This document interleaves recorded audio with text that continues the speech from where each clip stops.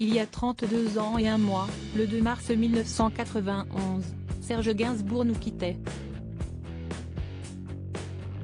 L'auteur-compositeur et interprète rendait son dernier souffle, depuis son domicile de la rue de Verneuil, à Paris. C'est après avoir mené une vie placée sous le signe de la musique, mais aussi des excès, alternant alcool et cigarettes pendant des années, que l'artiste s'éteignait. Ce dimanche 2 avril, celui qui était aussi peintre, scénariste, metteur en scène, écrivain, acteur et cinéaste aurait fêté son 95e anniversaire. L'occasion de se remémorer certains pans de l'existence de celui qui ne s'était pas fait que des amis. Et notamment, de se souvenir de la raison pour laquelle le Vatican s'était immiscé dans sa carrière, comme l'ont rappelé plusieurs médias, dont Le Figaro et Jack, média musique de Canal+, au cours des dernières années. Supérieur à Jane Birkin et Serge Gainsbourg, leurs plus beaux clichés ensemble et les caractères obscènes d'une chanson dénoncée pour comprendre ce qu'il s'était passé, il faut remonter fin 1968. Cette année-là, Serge Gainsbourg avait enregistré à Londres Je t'aime. Moi non plus, aux côtés de Jane Birkin, sa femme de l'époque.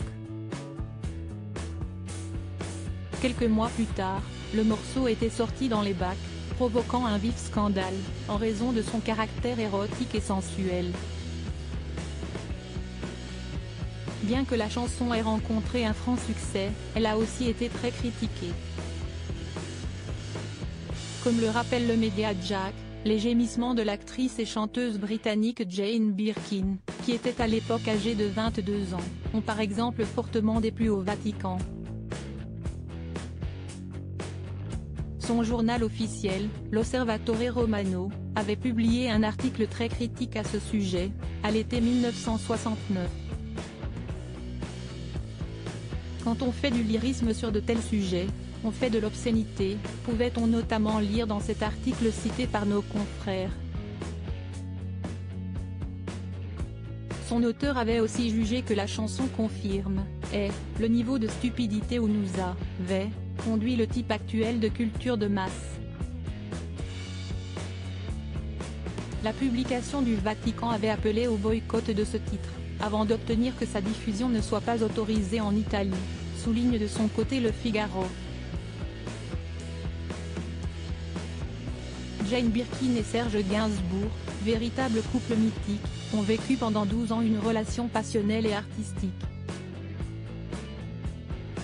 Tous deux s'étaient rencontrés en 1968, sur le tournage du film Slogan.